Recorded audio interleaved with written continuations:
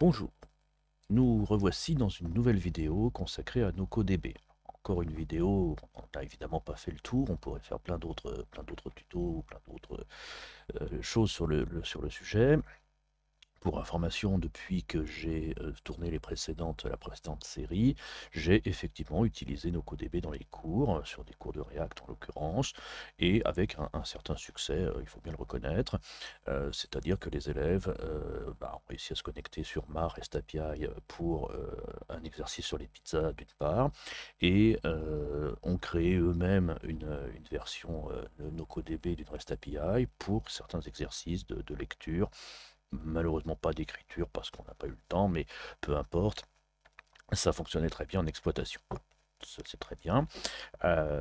J'ai eu quelques échanges d'ailleurs à différents sujets avec les équipes de NocoDB qui sont assez réactives. C'est un projet qui est assez actif et qui bouge beaucoup. Et j'avais suggéré entre autres choses la possibilité de pouvoir créer des tables depuis la REST API pour automatiser encore au maximum les choses.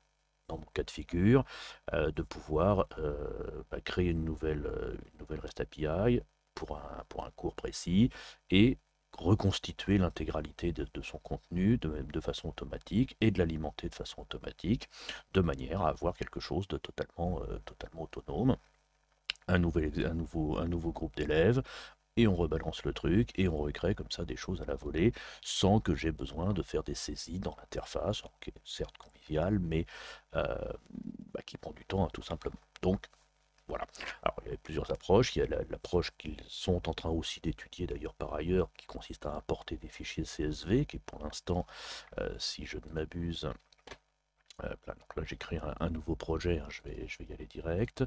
Il y avait quelque part, bim, ici, quand on est sur une table, la possibilité d'uploader un CSV et c'est en version alpha. Donc ça va sans doute arriver ou ça va sans doute se stabiliser. Ça simplifierait quand même les choses. Par contre, ça nécessiterait, je vais y arriver, de créer quand même la structure, c'est-à-dire les noms d'état. Moi j'aime bien automatiser, hein, ça me fait tout simplement moins de boulot. Voilà. Du coup, j'y reviens, j'avais discuté avec les équipes qui m'avaient dit, bah oui, ça va, c'est une bonne idée, on va faire, on va y aller. C'était sans doute déjà dans les tuyaux, hein, vu le nombre de changements qu'il y a eu. Donc depuis cet échange, c'est passé quelques versions de NocoDB, dont la version 09, c'est-à-dire, hop, je reviens ici. Donc celle que j'avais installée avec les élèves, d'ailleurs ça devait être la 084 quelque chose, je ne sais plus exactement laquelle.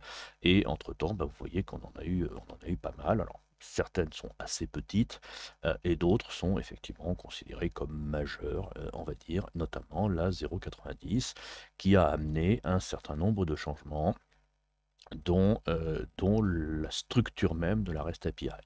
Et je vais y revenir, mais effectivement, je vais y revenir, c'est l'objet de cette vidéo, parce que beaucoup de choses ont changé dans le fonctionnement de la REST API, et notamment le fait qu'il n'y a plus qu'une REST API, il y en a maintenant quatre, avec chacun des rôles et des éléments différents. Alors, il y a du bon, il y a du moins bon, il y a du pour et du contre, hein, bien entendu.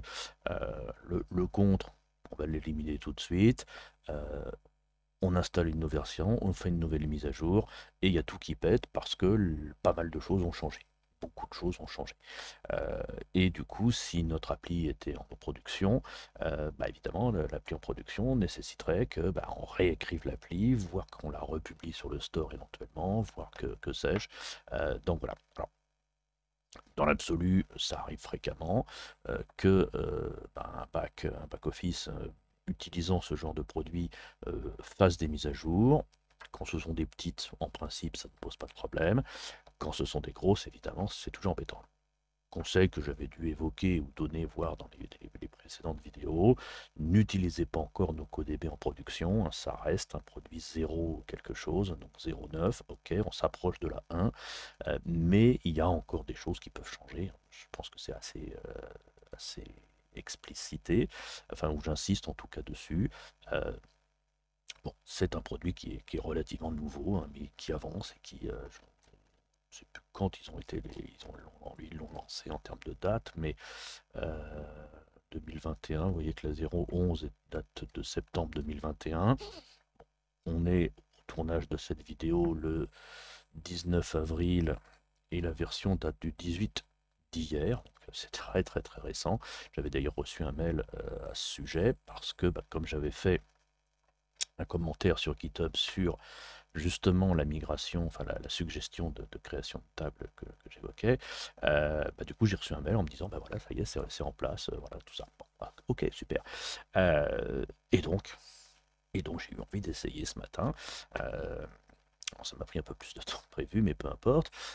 Entre autres parce que j'ai découvert dans la foulée qu'il y avait eu beaucoup de choses qui avaient changé. Donc, alors, ça fait 25 fois que je dis qu'il y a beaucoup de choses qui ont changé. On va donc voir un petit peu qu'est-ce qui a changé, parce que c'est un peu l'idée aussi, bien sûr, de ça. La lecture de la doc est assez longue dans les choses qui ont changé. Alors, c'est pas forcément le meilleur endroit pour les voir. Comme beaucoup de ces produits un peu open source, basés sur des travaux communautaires, entre autres, la documentation n'est pas forcément très à jour et pas forcément non plus très pratique à utiliser pour un certain nombre d'aspects. Donc, je referme ça déjà. Alors, REST API, qu'est-ce qui a changé? C'est justement les 4 REST API, celle qui s'appelle Auth pour l'authentification et des problématiques de connexion, déconnexion, etc., gestion de tokens et autres. Je n'ai pas creusé du tout, mais qui peut être effectivement intéressante, qui va donner plus de souplesse dans l'utilisation, un peu à la façon de Firebase par exemple. Vous avez la notion, enfin l'API publique, enfin les API, plusieurs routes à l'intérieur, qui, vu les noms des paramètres qui sont ici, évoquent des trucs que l'on va partager entre les équipes pour voir un peu comment on partage les choses. A priori, j'ai pas creusé non plus cet aspect-là pour l'instant, je suis tout seul sur le projet. Mes élèves utilisent la data API, c'est-à-dire la troisième, c'est-à-dire celle qui va permettre justement d'accéder aux données et donc au contenu des tables, les mettre à jour, les lister, les supprimer des éléments à l'intérieur, etc. C'est vraiment celle-là que moi j'utilise pendant les cours en tout cas. Et vous avez la dernière, la méta, qui va utiliser toutes les données de méta, toutes les métadonnées, méta-informations de l'élément, enfin du projet, et notamment cet aspect création de table qui m'intéresse, et donc d'automatisation de la création des tables.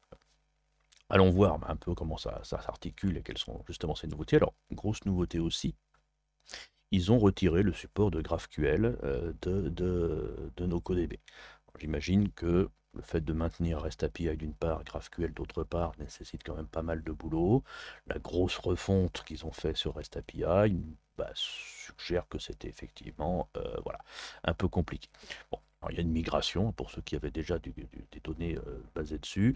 Ça va passer en REST API, ça restera interrogeable, mais ça va nécessiter que vous réécriviez vos applis si elles étaient basées dessus. Ce qui change beaucoup déjà, et on va plutôt aller directement dans le code, ça sera plus parlant. Alors pour la démo, j'ai créé effectivement un projet qui s'appelle version 0.93, enfin 90.3, ça c'est le nom du projet, parce que, effectivement, j'insiste dessus, on a besoin de connaître le nom du projet. On va d'ailleurs prendre des petites notes dans la foulée. Hop, je vais créer un truc qui va s'appeler, hop, j'ai un fil qui dépasse, readme.d. Donc là, on va avoir donc le projet.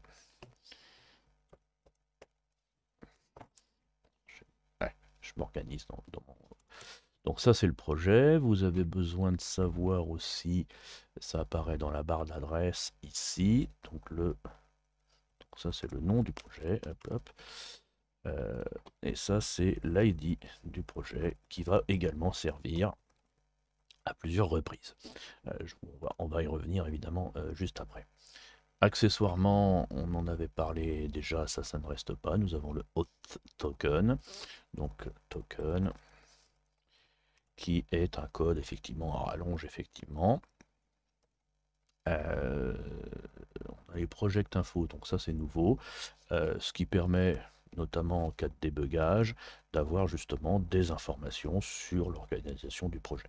Ça, c'est plus pour si vous avez des SOS à mettre sur le Discord ou le GitHub, je pense que c'est le genre de truc qu'il vaut mieux glisser.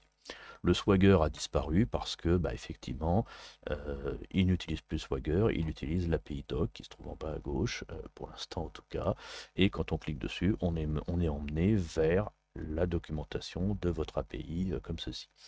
Et on va avoir un certain nombre d'éléments, et notamment, on va pouvoir retrouver une partie des routes. Je vais revenir dessus d'ici peu. À l'intérieur de ça, j'ai créé une table que j'ai appelée Hello World. J'en ai créé une autre pour tester un truc. On va en reparler d'ici peu. Justement, créer l'automatisation de création de table, puisqu'on l'avait évoqué. On va le faire vivre. Ça fonctionne. Je spoil un peu. Ça fonctionne. Et dans cette table, pour l'instant, j'ai rien mis, ou du moins j'ai mis des trucs, mais que j'ai retiré. C'est-à-dire, j'ai créé surtout trois champs, un champ chaîne de caractères, un champ nombre, un champ date, histoire de jouer avec 2-3 trucs. Bon, voilà, il faut bien mettre quelque chose. À partir de là, qu'est-ce qui nous manque? Alors, on a le project name, on a le project ID, on a le token. On va pouvoir attaquer et déjà rajouter des choses dans notre table parce que notre table est vide, donc on va y aller. Donc je vais créer ça en Python parce que j'aime bien le Python. On va l'appeler remplissage.py. Ça, c'est un bon nom. Alors pour simplifier, donc on va avoir besoin très certainement d'importer request pour faire des requêtes et puis JSON pour récupérer les résultats. Puis comme j'ai pas envie de m'embêter, hop, je fais un petit copier-coller. Je vais créer effectivement, je vais utiliser Faker pour créer des fausses données. Et hop, on va juste envoyer, c'est-à-dire une petite boucle qui m'envoie des chaînes de caractères, des dates et des nombres, de façon un petit peu aléatoire, tout simplement. Comme j'ai une table qui contient une chaîne, une date et un nombre, ça devrait nous aller. À partir de là, je vais créer une variable, une constante même, qu'on va appeler tac, donc token, qui va contenir mon token. On avait déjà à peu près la même structure de démonstration dans les vidéos précédentes. Je reste sur les mêmes bases. Ma table étant locale, j'ai heureusement pas mis à jour la table qui était en exploitation, hein, bien sûr. Donc elle est en local. Je vais donc créer une URL, racine. Alors on va s'arrêter ici parce que je crois que après, je regarde mes petites notes. Est-ce que on a, ouais, on a DB qui est effectivement en plus. Donc ça, ce sera évidemment l'adresse de votre REST API. Si vous avez un hébergement, évidemment, cette partie-là va changer pour être HTTPS quelque chose très certainement sur Heroku ou autre. Ensuite, vous aurez le API V1DB. Alors, ils ont gardé V1, moi j'aurais peut-être mis V2 parce qu'on a quand même la fameuse modification. Ça c'est, voilà, petite remarque en passant. Et on va insérer les données. Alors, insérer les données, c'est-à-dire, il nous faut connaître, insérer les données, on les a ici, il nous faut connaître la route, effectivement, qu'on va utiliser pour ça. Donc, première chose à faire, déjà, j'avais pris dans l'exercice, dans la démo précédente, un truc comme ça. C'est-à-dire, alors je vais me mettre en poste. Je vais envoyer alors vers la table. Alors la table va être donc l'URL. Jusque là, tout va bien. On envoie le token et on aura évidemment besoin d'un élément. Donc, comment je vais fonctionner? Parce que je mets en place un vite fait. Donc, on a besoin de l'URL. La table pour mes données fictives, ça va être DB. On rajoute. Alors, c'est ça qui va changer par rapport à la version précédente. C'est que le chemin qui mène à la table Hello World, c'est évidemment le chemin de base, donc URL. Et comme on est dans la partie data de la REST API, si je reviens sur la doc, pour qu'on voyez bien, je vais un petit peu vite, mais dans la partie documentation, on l'avait ici. Je suis en train de faire cette, donc dans Data API, je suis en train de faire un post, c'est-à-dire je veux envoyer, non pas d'ailleurs une seule donnée, c'est-à-dire celle-ci. Le bulk signifie que je veux envoyer plusieurs à la fois, c'est-à-dire insérer plusieurs données d'un coup. C'est pas le cas. Je veux en créer une seule et vous voyez que la route qui est spécifiée ici, c'est API v1 db data, suivi du nom de l'organisation, du project name et de la table. Alors, nom de l'organisation, je précise que j'ai eu du mal à le trouver celui-là. En fait, pour l'instant, c'est NoCo pour tout le monde, mais ce qui est suggéré dans un message, c'est ça peut changer, ça va changer. Vous aurez la possibilité de créer votre propre organisation et donc pouvoir justement personnaliser certaines choses. Bon, ça, c'est plutôt pas mal. Ensuite, vous avez le nom du projet. Alors attention, le nom du projet, c'est-à-dire celui-ci, et pas l'ID du projet qui nous servira dans d'autres circonstances. Il faut bien faire le distinguo entre les deux. Là, je pense qu'il y a des raisons, mais je ne les ai pas encore toutes décryptées. Tantôt c'est le nom, tantôt c'est l'ID du projet. A priori, c'est le nom pour les choses, on va dire, basiques, genre l'accès aux données. C'est l'ID quand ce sont des choses un peu plus structurantes, genre les tables, genre les méta, la sécurité, ce genre de choses, a priori. Donc, en gros, il est plus facile de renommer un projet si vous voulez changer un peu les routes que de changer l'ID du projet qui, lui, reste un peu plus stable, un peu plus sécurisé, on va le dire comme ça. Pour le récupérer, le nom du projet, hop, il suffit de sélectionner ça et puis faire un copier-coller. Pour l'ID, vous l'avez vu tout à l'heure peut-être, c'est dans la barre d'adresse que ça se passe. Et ensuite le nom de la table, c'est-à-dire le nom de la table, celui-là, il est plus facile à obtenir. On l'a aussi sur la barre d'adresse, d'ailleurs en passant, quand vous êtes dans la table, c'est name égale quelque chose. Voilà. Donc là, on est plutôt pas mal, on a notre route. À partir de là, je veux envoyer des données, je vais donc créer une variable que je vais appeler data, qui va valoir ça par exemple. Et je vais du coup envoyer donc en post, j'envoie donc le token, j'envoie aussi le fait qu'on est en JSON, et j'envoie également mes data, c'est pas mes data, c'est de data. On va remettre le code, parce qu'on a la table, on est dans cette et on a les data. Voilà. Donc je refais leur petit résumé, j'ai mon token qui est sécurisé, vous le voyez, mais c'est pas grave, c'est du local. J'ai l'URL du chemin vers ma table, j'ai mes données qui sont prêtes, je les envoie, je vérifie la réponse et je quitte et j'exécute. Réponse 404, ça commence bien. Alors, qu'est-ce que j'ai loupé dans l'histoire? J'ai 2 slash ici, c'est peut-être ça. Tac, bim. Réponse 200. Ah, on est plutôt pas mal. Donc si je viens ici et que je fais reload, vous voyez bien que j'ai maintenant Richard qui est arrivé. C'est moi, c'est génial. Je vais zoomer un peu. Voilà, bon. Donc on est plutôt pas mal. Alors je voulais être un peu plus... Je voulais remplir un peu plus ma base. Hein. Donc hop, on va y aller. Donc je fais ça. On va le faire et on va envoyer un fake name, un fake date et un fake random number. Voilà. Et on va faire, tiens, pour le plaisir, on envoie et on va voir ce que ça donne. Blam blam blam. Bon. Voilà. Alors quand je parlais d'automatisation pour mes cours, hein, on rentre déjà un peu là-dedans, c'est-à-dire que je veux remplir de manière à avoir des données qui m'intéressent. Alors j'en ai que 11, je vais y aller, c'est du local, c'est rapide, on va se faire plaisir. Non, on va peut-être se calmer quand même. 1000, ça devrait suffire. Voilà, on va le laisser tourner. Hop. J'étais un petit peu optimiste, mais c'est pas grave. Vous voyez que ici, alors il a détecté, ah non, il a rien détecté du tout.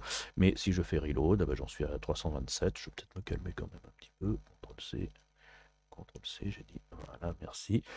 Hop, j'en ai maintenant 500, pile. Waouh.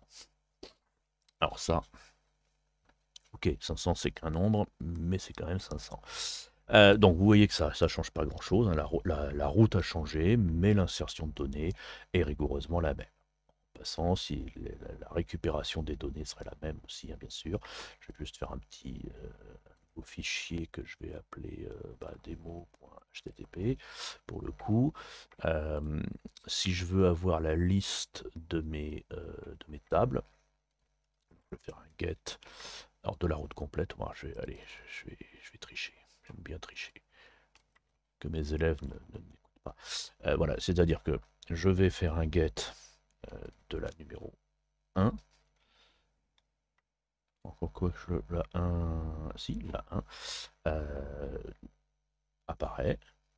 D'accord, c'est le premier que j'ai inséré évidemment dans la table et vous voyez que il apparaît correctement. Donc on est pas mal.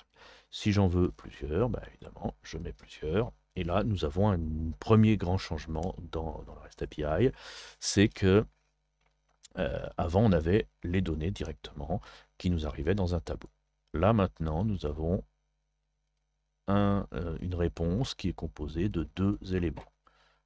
C'est-à-dire que nous avons le premier élément qui s'appelle liste et le deuxième qui s'appelle page info. Et à l'intérieur de liste, on a la liste des résultats qui correspond.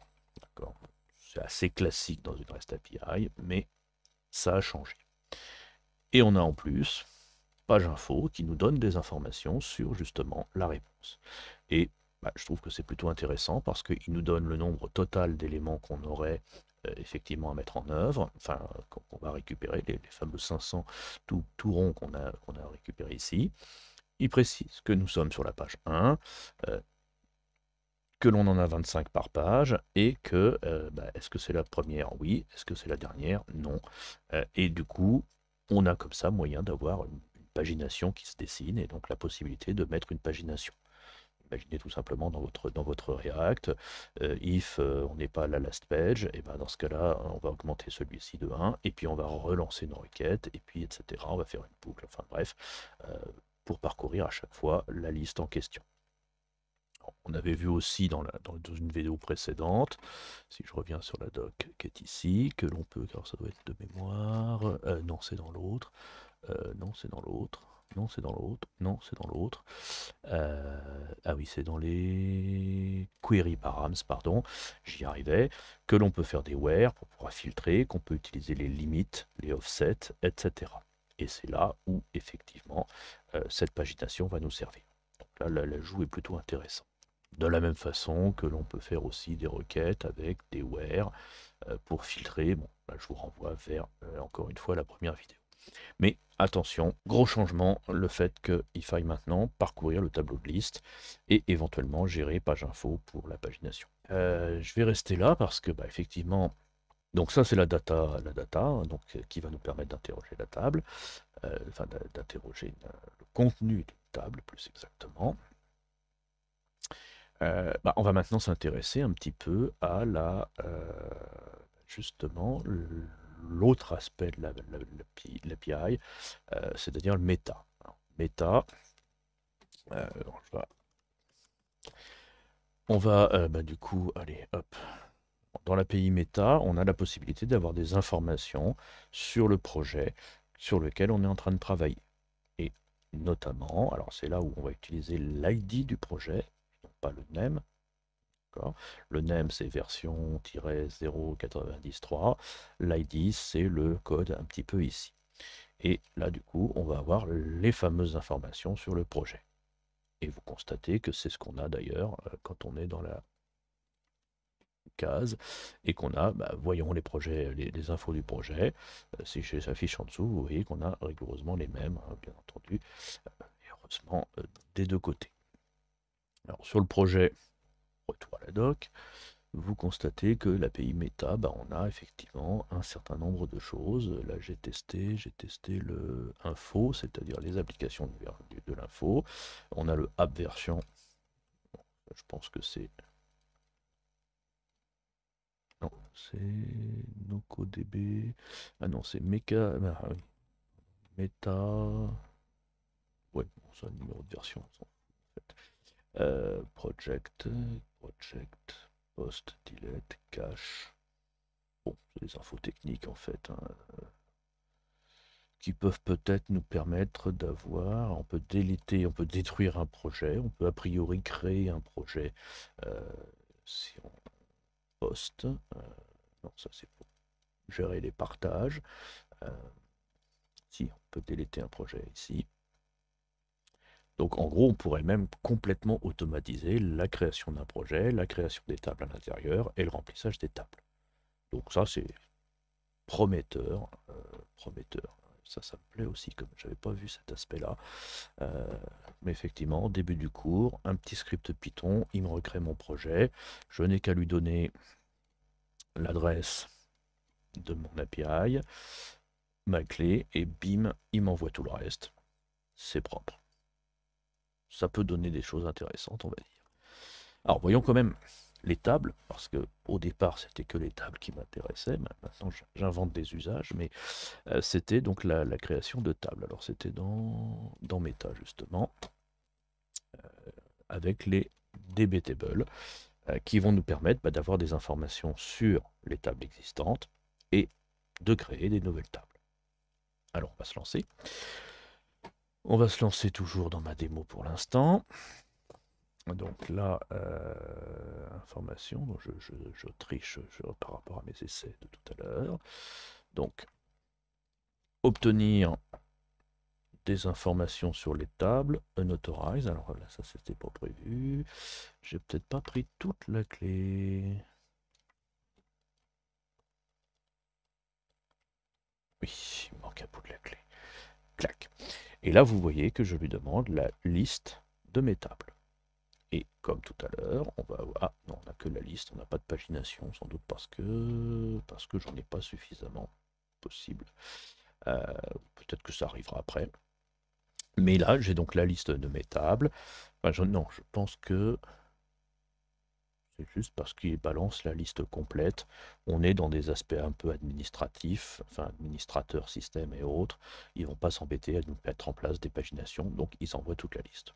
On va supposer que c'est ça. Et dans cette liste, on retrouve effectivement la première table qui s'appelle Hello World, la deuxième table qui s'appelle Automatisation, avec à chaque fois un ensemble de données qui sont à l'intérieur, le project ID, le table name, le title. Alors, le table name, c'est le nom qui est utilisé pour le stockage dans PostgreSQL ou SQLite ou MySQL, peu importe. Et le title, c'est celui qui apparaît de manière visible dans l'interface. Après, le type, c'est la table. Le base ID, ça doit être le nom de la base de données, j'imagine. Et le project ID, c'est le nom du projet. Nos tables ont un ID qui doit être sans doute automatique. Et puis, on a quelques éléments par rapport à ça. OK. Alors, est-ce que on peut avoir des informations supplémentaires sur cette table? Alors, la réponse oui, mais c'est là où la lecture de la doc, hein, je ne fais que survoler quelques aspects, je précise, parce que c'est un peu labyrinthesque. C'est pas la même route. Moi, j'aurais pensé au départ que j'ai mon ID de ma table, par exemple, il suffit de rajouter ça, mais ça ne marche pas. D'accord. Pourquoi? Je ne sais pas. Sans doute pour... Non, je ne sais pas. Donc, si je veux... Donc ça, c'est j'interroge les méta du projet. Mais là, maintenant, je ne veux plus interroger les méta du projet. Je veux travailler avec les tables qui sont dans mon projet. Et il faut donc que j'aille interroger. Je vais copier-coller parce que voilà. Hop, que j'aille interroger. Donc, le meta tables. Et que je précise l'ID de ma table. Et là, j'obtiens des informations sur cette table. Alors, qu'est-ce que j'ai comme information sur cette table? Je vais décaler, je crois que ma tête doit être dans le coin. Je vais vérifier sur le retour si je cache pas trop l'écran, après tout, non, ça va. Donc, qu'est-ce que j'ai à l'intérieur de ça? Vous voyez que j'ai mon ID de table, j'ai mon base ID, bon, ça c'est les informations qu'on avait tout à l'heure. Ce que j'ai en plus ici, c'est la liste des colonnes avec la structure de mes colonnes. Et on constate que mes colonnes, il y a quand même pas mal de choses.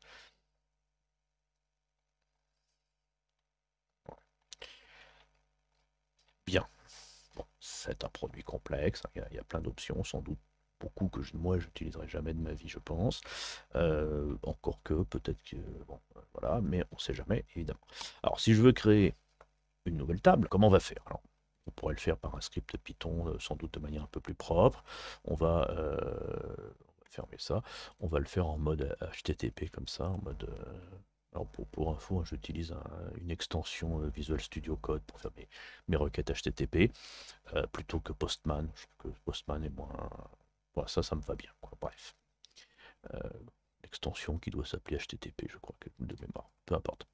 Alors, si je veux créer une table, que nous dit la doc, parce qu'évidemment, il faut retourner à la doc à chaque fois, nous avons ici, on a le dbTable, et notamment, et on peut avoir la lecture d'une table, ça c'est ce que je viens de vous montrer, et surtout, ce qui m'intéresse, voilà, enfin, c'est comment créer nos tables de façon automatisée. Voilà. Pour ça, bah, vous voyez que on a ici la structure sur le côté gauche, droit. On a ici la liste des champs et la liste des tables, effectivement, enfin des colonnes qui vont avec. Et sur le côté droit ici, on va avoir bah, effectivement, on a des champs qui sont obligatoires et beaucoup qui ne le sont pas. Ah, je n'ai pas vu tout ça, tiens. Donc, qu'est-ce qui est obligatoire? Le nom de la table d'une part, le title d'autre part, sachant que table name, c'est le nom technique. Table name, c'est le nom technique. Et title, c'est le nom interface. Hello World ici. Vous voyez que les deux, en gros, dans un, vous avez un code machin chose. Alors, pas sûr qu'il faille mettre tout, mais hello, on va faire 2-3 essais hein, vite fait. Et Hello World, c'est avec la majuscule, etc. Bon, très bien. Donc je vais déjà commencer à construire ma requête hein, tout de suite. Donc on récupère, alors du coup il faut passer par le meta project machin chose table, donc c'est celui-ci, ici. Donc je vais dans API v1 db meta project, l'ID de mon projet et mes tables, et je vais ce coup-ci en poste. Bien entendu, on va vouloir lui envoyer des données. Voilà. Et que nous dit ici qu'on a besoin du table name et du title. Alors, table name, donc table, tiens, hop, table name.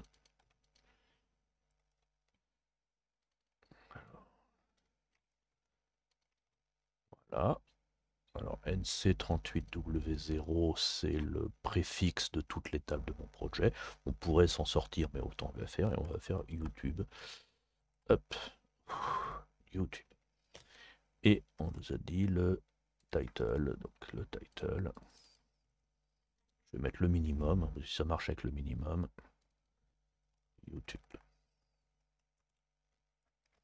Voilà, et on a besoin de la liste des champs, enfin des colonnes, pardon. Donc là, je vais reprendre un exemple de colonne. On va y aller doucement.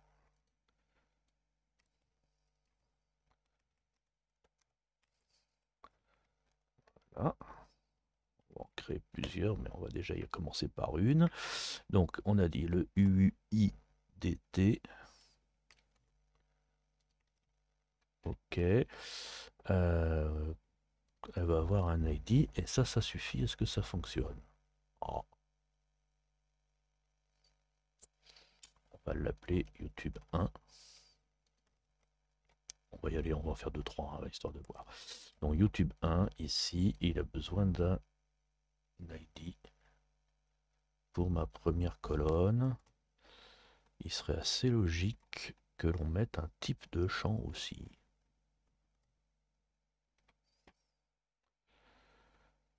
Integer, ça me paraît pas mal. DT comme data type, j'imagine. Et puis celle-ci, PK comme primary key. Est-ce qu'on a une notion de auto-incrémenté? Donc, entier, clé primaire, auto-incrémenté. Ouais. On est pas mal. Et puis, on va en créer un deuxième.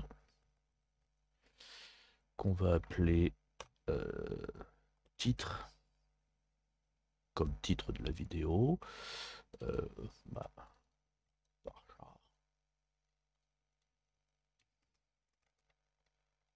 Ah, c'est pas mal ça. Je vais créer des dates, donc create at date time. Bon, bah, on va se contenter de ça. Hein. Je pense qu'on peut pas tellement faire plus simple. Ah, il me manque un accolat. Ah oui, non, j'en ai un en trop ici. Ici. Bim. Non. Alors, qu'est-ce qu'il me manque? Tac. Ah, c'est lui. Là. Et là. Ping. Duplicate colon name undefined. En même temps, par défaut, NocoDB crée une clé primaire, un champ. Alors on va le faire en pro plus simple. On va juste créer un titre et le laisser faire. Et là ça fonctionne. Alors qu'est-ce qu'il m'a créé? J'ai un YouTube 1.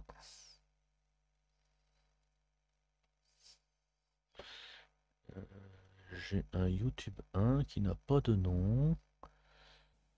C'est pas grave, on va faire YouTube 2 hein, jusqu'à ce qu'on ait quelque chose. Bien, comme vous pouvez le constater, après quelques essais off caméra, j'ai réussi à trouver, alors c'est finalement plus simple que ce que je pensais, la création de la table va tout simplement, c'est le UIDT qui semble-t-il fait l'affaire, ou du moins la combinaison de tout ça. Donc si on veut créer une clé primaire, il suffit de lui préciser effectivement un UIDT de type ID, de manière à ce que lui mettre en place un peu un certain nombre de choses. C'est-à-dire que si je rajoute un champ en passant par l'interface, c'est cette liste-là qui va effectivement permettre de savoir effectivement, je vais y arriver, c'est cette liste-là qu'il va falloir checker par rapport à votre structure. J'imagine que si on fait des champs de type lien vers d'autres champs, ça va se compliquer aussi. Vous avez dans les colonnes des options. Enfin bref, ça peut se compliquer un peu, mais globalement, pour l'usage que j'en avais, c'est-à-dire créer des tables automatiques de structure simple, à partir du moment où on sait créer une clé primaire automatique et des champs, moi ça me va. On va le dire comme ça. Si vous voulez aller plus loin, il faut faire soit des essais, soit attendre que la doc soit actualisée si elle finit par l'être.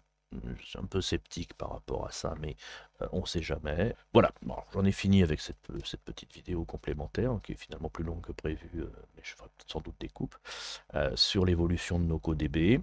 En résumé, ils offrent beaucoup plus de possibilités à la REST API. Peut-être qu'il va falloir attendre qu'elle se documente un petit peu quand même, ou de faire des essais. Alors, vous constatez quand même qu'on est sur la NocoDB 1.0 dans cette documentation, alors qu'en fait on est sur la 0.9. Donc, deuxième conclusion, ne vous emballez pas, surveillez un peu le produit qui est, à mon avis, qui correspond à pas mal d'usages, 24 figures, pas à tout bien évidemment. C'est pas forcément la solution universelle à tout bien sûr. Mais c'est un produit à suivre et peut-être que si ça évolue, je referai encore ponctuellement une petite vidéo là-dessus. Voilà, sur ces bonnes paroles, et bien amusez-vous bien avec NocoDB, bravo à eux pour faire évoluer le produit, et bravo à nous de suivre un peu ce qui se passe. Voilà, à bientôt dans une autre vidéo sur un autre sujet sans doute.